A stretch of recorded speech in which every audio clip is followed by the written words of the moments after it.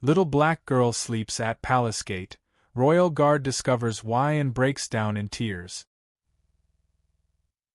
As Sergeant Aaron Templar, a royal guard at Windsor Castle, made his usual evening rounds, something unusual caught his eye. A small, huddled shape against the ancient stone walls seemed like just another homeless person seeking shelter, but as he drew closer, his heart stopped. It was a young black girl, alone, sleeping in the growing darkness. Her vulnerable presence unsettled him, and what Aaron uncovered next would shatter his understanding of the royal institution he'd served so faithfully. The dark secrets behind this little girl would send chills down your spine.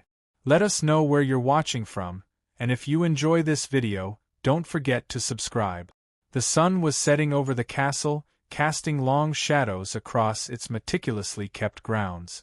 Sergeant Aaron Templar, Royal Guard for 5 years, started his usual evening patrol, his polished boots echoing across the cobblestones. The crisp air carried the scent of autumn leaves and distant wood smoke. His mind wandered as he moved, his body almost on autopilot through the familiar route. The strict protocols of the Royal Guard were second nature by now, with every step and turn precisely mapped out. Any deviation could result in severe consequences. The royal family's security was not to be taken lightly. As Aaron rounded a corner near the back gate, something caught his eye, a small dark shape huddled against the cold stone wall. At first, he thought it might be a discarded blanket or perhaps a stray animal, but as he got closer, his heart raced. It was a child, no more than 12 years old, curled up on a thin, tattered blanket. His steps faltered. The girl was sleeping, her small body tightly coiled against the evening chill. Her clothes were dirty and worn, her hair tangled and messy. She looked painfully thin, vulnerable in the fading light. Her presence was not only concerning, but completely out of place on the formal grounds of the castle. For a moment, Aaron's training clashed with his conscience. The guard protocol was clear. Any unknown presence must be reported immediately, with no direct interaction. But every instinct screamed at him to help, to wake her gently and find out why she was here, alone and unprotected. With great effort, he forced himself to continue his patrol, his steps heavier now, burdened with concern. When he completed his round and reached the back gate again, he held his breath, hoping the girl would be gone, that it had all been a trick of the fading light. But there she was, still curled up, her small chest rising and falling with shallow breaths. He glanced around, but the area was deserted. He squatted beside her and gently touched her shoulder to wake her, but she didn't stir. Her vulnerability stirred something deep inside Aaron. He knew his duty: continue his patrol and report the situation to his superiors. But leaving this child alone in the growing darkness felt like a betrayal of everything he stood for. Fearing that someone might see him crouched next to the girl, Aaron reluctantly stood, his heart heavy. He resumed his patrol, but his mind raced. Who was this girl? Where had she come from? And most pressing, what would happen to her once he reported her presence? The castle's strict security protocols allowed no room for compassion, and Aaron feared for her fate when the weight of royal bureaucracy descended upon her. As the last traces of daylight disappeared, Aaron headed towards the administrative wing. He knew he had to report what he had seen, but the weight of responsibility hung over him. Inside the administrative wing, the sterile contrast to the ancient stone walls of the castle was sharp. Fluorescent lights illuminated modern office furniture and security systems. Aaron's footsteps echoed in the quiet corridor as he made his way to Major Pembroke's office. Major Pembroke was known for his strict adherence to protocol, a man who lived and breathed by the rulebook. Aaron had always respected the Major's discipline, but now, with the image of the sleeping child in his mind, he dreaded the conversation ahead. Standing outside Major Pembroke's office, Aaron took a deep breath to steady himself before knocking firmly and entering. Inside, Major Pembroke sat behind his neatly organized desk, papers stacked precisely, not a single item out of place. The harsh fluorescent lights cast shadows over his stern features, making him appear even more intimidating. "Report, Sergeant Templar," Major Pembroke said, his voice businesslike and clipped. Aaron stood at attention. "Sir, during my evening patrol, I observed an unauthorized individual on the castle ground." "A child, sir? A young girl sleeping near the back gate?" Major Pembroke's eyebrows raised slightly, the only sign of his surprise. "And your actions upon this discovery?" "I maintained protocol, sir," Aaron replied, careful to keep his voice steady. "I didn't engage with the individual. I completed my patrol and came straight here to report the situation." Major Pembroke steepled his fingers, considering Aaron's words. "You're certain you didn't engage directly with her?" "Yes, sir," Aaron confirmed, fighting to keep the guilt from creeping into his voice. "I followed the protocol." "Very well." Major Pembroke nodded, his face unreadable. "You understand that any unknown individual, especially a child, must be treated as a security risk until properly investigated?" "Of course, sir," Aaron replied, though internally he bristled at the thought of treating the vulnerable child as a threat. Major Pembroke reached for his intercom, pressing a button slowly. "Send in a member of the administrative security team." Within moments, a plainclothes administrator entered, tablet in hand. Major Pembroke turned to him. "We have a report of an unauthorized minor on the castle ground. Check recent missing persons reports, particularly for children matching the description Sergeant Templar provided." The administrator nodded, quickly typing on the tablet. Turning back to Aaron, Major Pembroke said, "You will file a written statement detailing your observations. Beyond that, you are to continue your regular patrols. Is that understood?" "Yes, sir," Aaron replied, his heart sinking at the detached way the situation was being handled. "Dismissed," Major Pembroke said, already turning his attention to the administrator. Aaron left the office, the weight of the situation pressing heavily on his chest. His mind was in turmoil. He had followed protocol to the letter, done his duty, so why did he feel like he had failed so terribly? Hours passed, but Aaron couldn't shake the image of the sleeping girl from his mind. As his break time drew near, he made a decision that could jeopardize his position. Instead of heading to the guard canteen, he turned back toward the area where he'd first spotted the child. As he approached, his heart began to race. The girl was still there, but she wasn't alone. A security guard, one of the General Castle security team, not a royal guard, was trying to remove her from the premises. The scene was tense, the girl resisting the guard's attempts to lead her away. "Dad! Dad!" the girl cried, her voice high in panic. To Aaron's shock, she pointed directly at him as she spoke. The security guard noticed Aaron's presence and turned to him, his expression hardening. "This isn't your concern," the guard said firmly. "I've got this under control." Aaron hesitated, torn between his duty to stay out of it and his growing concern for the girl. "I'm on my break.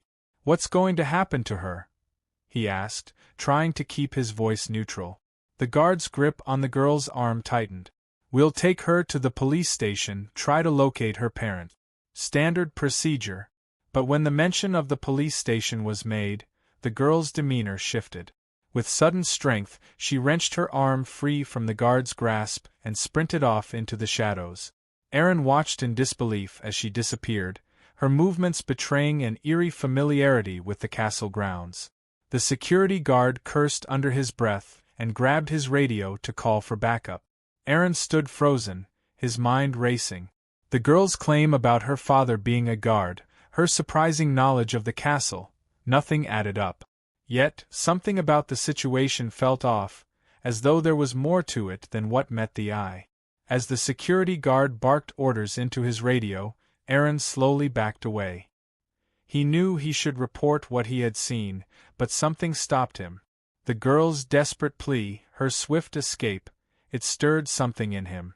A desire to uncover the truth. He made his way to the guard's dining area, his thoughts a whirlwind. Though he maintained his stoic appearance, internally, his mind was in turmoil. Who was this girl? Could her claim about her father be true? If so, what did that mean for her being on the castle grounds? The familiar buzz of activity in the canteen helped settle his thoughts for a moment. The smell of cooked food filled the air, and he realized how hungry he was. The canteen was lively, the clatter of cutlery and low hum of conversation creating a temporary escape from his troubled thoughts. Moving through the line, he mechanically selected his meal: a meat stew, fries, a small salad, and a glass of orange juice. He found an empty table, sitting down and absent-mindedly picking at his food. It wasn't long before a familiar voice broke through his troubled thoughts. "Hey, comrade. What's up? You look like you've seen a ghost?" Aaron looked up and saw his comrade Marcus sliding into the seat across from him, concern in his eyes. Marcus, a few years older, had a quick wit and an uncanny ability to read people. "Just tired," Aaron mumbled, not meeting Marcus's eyes. "Right. And I'm the Queen's secret lover," Marcus said with a snort. "Come on, mate, what's eating you?" Aaron hesitated, unsure of how much to reveal. "Have you noticed more homeless people around the palace lately?" he asked, trying to keep his tone casual. Marcus shrugged. "A bit. The economy's rough all over. Can't blame them for wanting to sleep near the palace rather than under some bridge, I suppose." He chuckled, but his laughter faded when he saw Aaron wasn't joining in. A moment of awkward silence passed before Marcus leaned in, lowering his voice. "Aaron, seriously. What's going on? You're not yourself?" Aaron took a deep breath. "Marcus, do you know of any guards here who have black daughters?" Marcus's eyebrows shot up in surprise. "Black daughters? Not off the top of my head, no. Why do you ask?" Aaron shook his head, realizing he'd already said too much. "Just curious, I guess."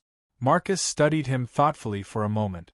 "You know, if you're looking for that kind of info, Haston might be your best bet. The old bartender knows more about the history and personnel around here than anyone. Some say he's a walking encyclopedia of the Royal Guard. If anyone ever writes a book about us, they'd better interview him first." Aaron nodded, a spark of hope igniting in his chest. Haston was known for his vast knowledge of palace gossip and history. If anyone could shed light on the girl's claims, it would be him. "Thanks, Marcus," Aaron said, managing a small smile. "I might just do that." Marcus clapped him on the shoulder as he stood to leave. "Whatever's going on, Aaron, be careful. You're a good guy, but this place, it doesn't always reward good guys, you know." "Thanks, mate," Aaron replied as Marcus patted him on the shoulder. "I need to return to my post. I'll see you around." As Marcus walked away, Aaron felt a chill run down his spine. His friend's cautionary words only served to underscore the dangerous waters he was stepping into. But glancing at the clock, he saw he still had nearly an hour left in his break. He knew what he had to do next. Gathering his courage, Aaron stood and made his way toward the bar area of the canteen, where Haston could always be found polishing glasses and dispensing both drinks and wisdom. The bar was quieter than the rest of the canteen, with only a few off-duty guards at the far end, nursing drinks. Haston stood behind the counter, his weathered hands moving with practiced ease as he arranged glasses and bottles. Aaron approached cautiously, sliding onto a bar stool and catching Haston's eye. "Evening, Haston. Could I get a pint, please?" Haston nodded, a knowing glint in his eye, as he began to pour the beer. "Rough day, lad?" he asked, his voice gravelly from age and years of smoke. Aaron accepted the glass with a nod of thanks. "You could say that," he replied, taking a sip to steady his nerve. "Actually, Haston, I was hoping you could help me with something." The old bartender leaned in slightly, his interest piqued. "Oh? And what might that be?" Aaron glanced around to ensure no one was within earshot. "In all your years here, do you remember any black guards who might have worked at the palace?" Haston's face grew serious, the lines around his eyes deepening as he listened. Without a word, he took a glass and carefully filled it with beer, sliding it over to Aaron. He let out a long breath, his gaze fixed on some distant point. "There was one," he said quietly. "Richard Hayes. His name one of the few black guards in the royal service's history. Good man, Richard. Dedicated, professional. But his story, it doesn't have a happy ending, I'm afraid. Aaron leaned in closer, his heart racing. What happened to him? Haston's eyes darted around the room before he continued in a low whisper. It was during a protest against the royal family years back. Things got ugly. Richard was sent in. Officially, he was supposed to be a calming presence. Unofficially, Haston trailed off, shaking his head. What happened? Aaron pressed. Officially, his death was ruled an accident, Haston continued, his voice heavy. But there were rumors. Whispers that he'd been sacrificed, scapegoated to appease the protesters. Haston paused, his weathered face creasing with curiosity. But tell me, lad, why are you asking about Richard? It's ancient history to most folks around here. Aaron hesitated before deciding to trust the old bartender. I saw a little black girl near the back gate during my patrol. She claimed her father was a guard here. When the security guard approached her, she ran off. She seemed to know the grounds well. Haston's eyes widened slightly. A little girl? Black? Aaron nodded. Yes. I can't stop thinking about her. If she's Richard's daughter, then she and her mother have been left with nothing. Haston's voice grew heavy with sadness. That fits Richard's widow, Naomi. She got a survivor's pension at first, but because of the nature of Richard's death, it was limited. Strict royal family policy, you understand. They only paid out for a year.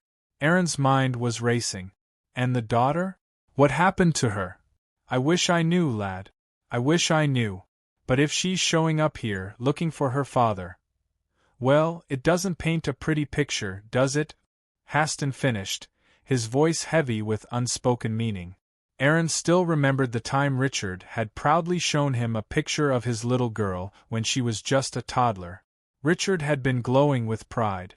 But Aaron's mind raced as he tried to make sense of what he'd seen. Could this little girl really be Richard's daughter?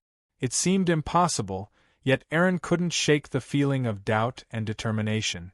Was there any way to find out more about what had happened to Richard? The old bartender's face darkened. There might be some records in Major Pem's office, he said, his voice dropping to a near whisper. But listen here, lad. I've been working here for 40 years. I like my job, and I want to keep it. Whatever you're getting into, you need to be careful. Some secrets are kept for a reason. And as for that little girl's connection to Richard Hayes, it's only speculation. Think long and hard before you risk everything on a hunch. Aaron nodded, understanding the warning that came with those words. Thanks, Haston. I appreciate your help. As he finished his beer and prepared to return to his post, Aaron's mind spun with the weight of everything he had learned. The story of Richard Hayes had opened up a whole new side to the mystery of the girl at the gate, but it also hinted at darker truths hidden beneath the surface of the castle's polished image. Back at his post, the castle, once so familiar and comforting, now seemed like a place full of hidden dangers. Aaron found himself constantly scanning the area where he had first seen the girl, half hoping, half dreading to see her again. The night passed quietly, with only the sounds of rustling leaves and distant crickets breaking the silence. Aaron's thoughts remained tangled, piecing together Richard's tragic story and the mysterious girl who claimed her father had been a guard here. It was nearing midnight when a disturbance at the gate caught his attention.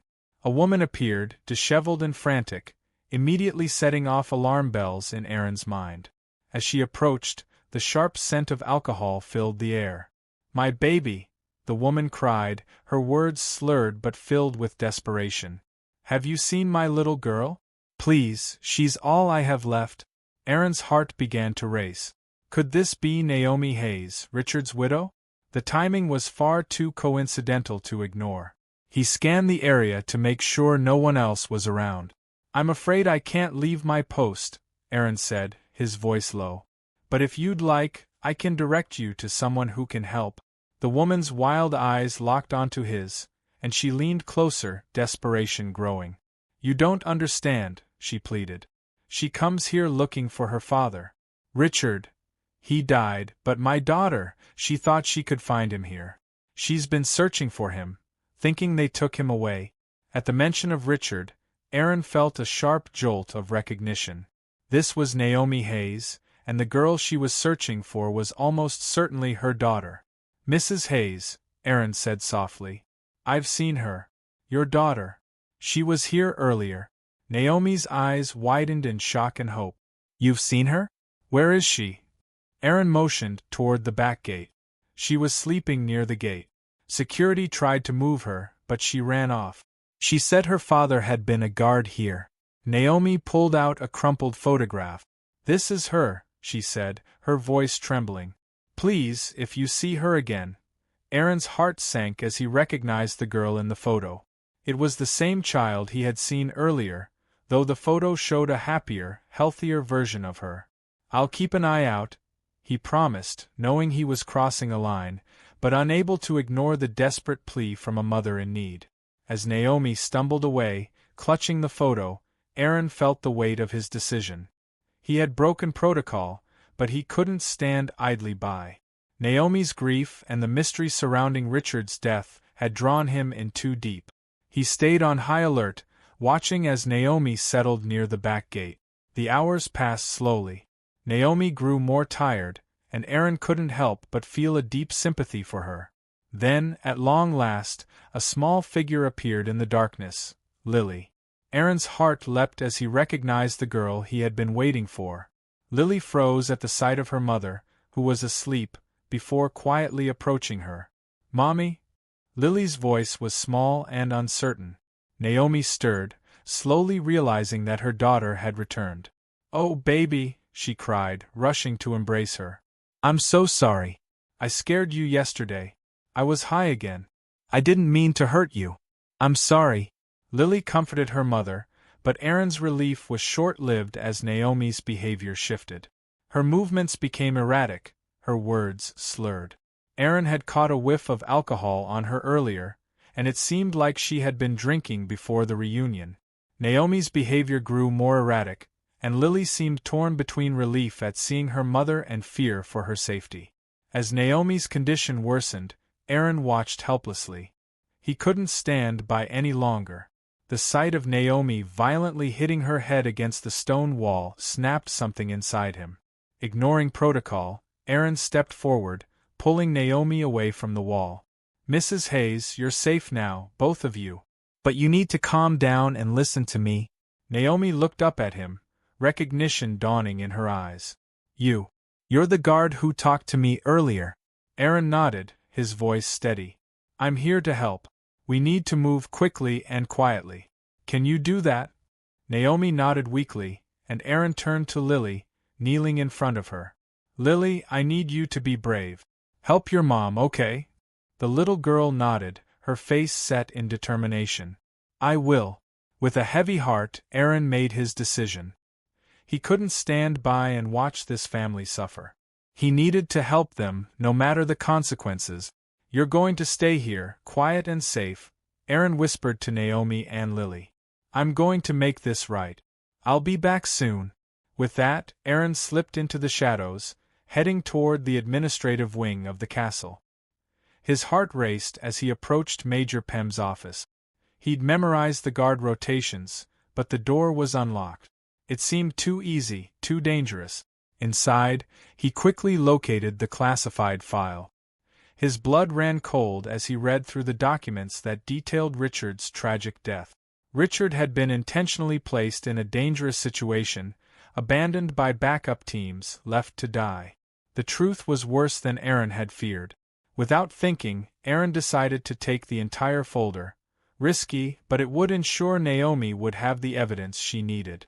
He hurried back to where he had left Naomi and Lily, finding them huddled together. Aaron handed Naomi the folder, his voice urgent. This is proof of what happened to Richard. It's classified, but you need to get this to the right people. Journalists, activists. Do not go to the police. Understand? Naomi nodded, clutching the folder to her chest. Aaron turned to Lily, who was still so young. Lily, I need you to be strong for your mom. Help her get this to the right people, okay? Lily nodded solemnly. I will. For Daddy. Aaron gave a sad, knowing look to Naomi, then turned to leave. He knew what he had done could cost him everything, but for this family, it was worth it. Aaron took a deep breath, glancing at Naomi, who gave a small, apologetic nod. Your father, Richard, he was a royal guard. A brave man who served with honor. But he passed away a few years ago. He's not here anymore, Aaron explained softly. Lily's eyes widened, filling with tears as the truth sank in. But I thought he was alive. I thought I'd see him again, she whispered, her voice breaking. She looked at Naomi, betrayal and grief written across her face. Naomi's voice trembled as she whispered back, I'm so sorry, sweetheart. I wanted to tell you, but I didn't know how. I thought maybe it would be easier if you didn't know. Lily's tears spilled over, and Aaron gently placed a hand on her shoulder. I know it's hard, Lily. I know this isn't what you wanted to hear. But right now, it's really important that we leave quietly. We need to go unnoticed, or else everything we've planned will fail. Lily sniffled, wiping her tears and nodding. Despite the heartbreak, she agreed. Aaron gave her a reassuring smile, his voice soft but firm. Your father would want you to be safe. Let's do this for him, okay? Lily took a shaky breath, her voice filled with resolve. Okay. With one final comforting squeeze of her shoulder, Aaron led them forward, knowing they had to move quickly. As he watched Naomi and Lily disappear into the night, the weight of what he had done settled over him. He had crossed a line, broken his oath, and jeopardized his future. But as he saw their retreating figures, he felt a sense of peace. Whatever consequences awaited him, he knew in his heart he had made the right choice. Returning to his post, Aaron steeled himself for what the dawn would bring. He had set in motion a series of events that could shake the very foundations of the royal household. Now, all he could do was wait and hope the truth would finally come to light. The first rays of sunlight crept over the horizon as Aaron's shift ended.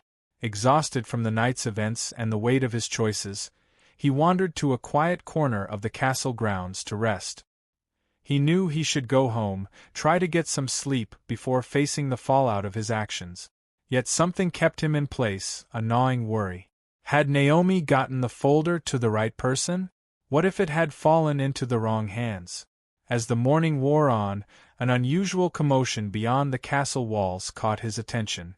At first, he thought it was just a large group of tourists gathering for photographs, but as the noise grew louder and more insistent, Aaron realized something bigger was happening. The typical sounds of tourists were replaced by something more urgent, more chaotic. Raised voices, chants, and the unmistakable sound of a growing crowd. Aaron made his way to the guard canteen, his heart pounding with a mix of anticipation and dread. Upon entering, he was struck by the tense atmosphere. Guards huddled in small groups, speaking in hushed tones, their faces etched with concern. He approached the food stand, grabbing a sandwich and a glass of water, trying to calm his nerve. Spotting Marcus at a table, Aaron approached cautiously. "What's going on?" he asked, setting his tray down, trying to sound neutral. Marcus looked up, his face a mix of excitement and worry. "You haven't heard? It's chaos out there. Someone leaked classified documents about a cover-up from years ago. There are protesters gathering outside the gates, demanding answers." Aaron's breath caught in his throat. It was happening, and faster than he had expected. "What kind of cover-up?" he asked, forcing his voice to stay steady. "Something about a guard who died during a protest years ago," Marcus explained. "Apparently, it wasn't an accident like they claimed. The papers say he was deliberately sent into danger, abandoned by his backup." As Marcus continued, Aaron's gaze drifted to Haston, the bartender, whose face was grim. The old man met Aaron's eyes for a brief, loaded moment before quickly looking away. "They're saying Major Pemrow was involved," Marcus added in a hushed voice. "I saw him earlier. He looked like his whole world had just fallen apart." Aaron nodded quietly, his thoughts spinning. He had anticipated consequences, but the rapid unfolding of events was staggering. As he finished his meal, he became acutely aware of how his fellow guards were reacting to him. Some, like Marcus, seemed unaware of his involvement, but others, especially the senior guards, shot him wary, suspicious glances. Haston, for his part, made a point to avoid any interaction. When Aaron approached the bar to return his tray, the old bartender turned away, busying himself with polishing already spotless glasses. The tension in the room was palpable, and Aaron knew it was only a matter of time before the full weight of his actions came crashing down. Sure enough, as he approached his assigned position, Aaron's blood ran cold. Major Pemrow was waiting for him, flanked by several senior guards. The Major's expression was one of fury and betrayal. His eyes drilled into Aaron with an intensity that made him want to shrink away. "Guard Aaron," Major Pemrow's voice was cold and precise. "You will accompany us immediately. Your actions have been discovered, and the consequences will be severe." A chill ran down Aaron's spine, but he stood tall, meeting the Major's gaze unwaveringly. He had known this moment would come, and he was prepared to face it with dignity. As they walked toward the administrative wing, Aaron felt the eyes of his fellow guards upon him. Some looked confused, others disappointed, and a few, to his surprise, seemed to regard him with a mixture of respect and sympathy. Once inside Major Pemrow's office, the full weight of the situation became clear.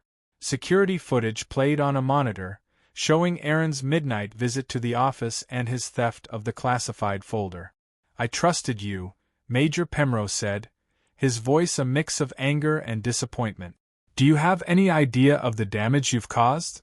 Aaron stood at attention, his voice steady. "I did what I believed was right, sir. The truth needed to come out." The Major's face twisted in fury. "The truth? You had no right to make that decision. You violated your oath, compromised national security, and thrown this entire institution into chaos." "With all due respect, sir," Aaron said, his resolve hardening, "the real violation occurred years ago when Richard Hayes was sacrificed and his family abandoned. That was the betrayal of everything this institution is supposed to stand for." For a moment, Major Pemrow looked taken aback by Aaron's boldness, then his expression hardened. "Your service is terminated, effective immediately.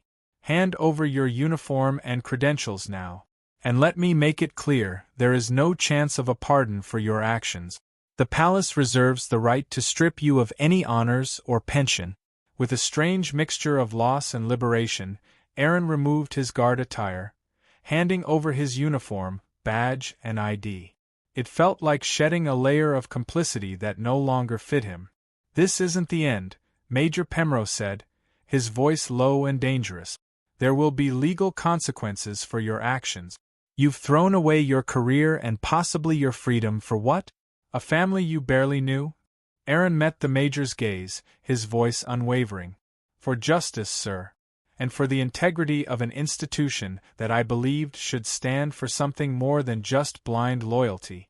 As he turned to leave the office, now dressed in civilian clothes, Aaron felt a complex wave of emotions. There was fear, certainly, for the uncertain future ahead, but there was also relief. He had chosen truth over blind loyalty, justice over protocol. And though the road ahead might be challenging, he knew in his heart that he had made the right choice.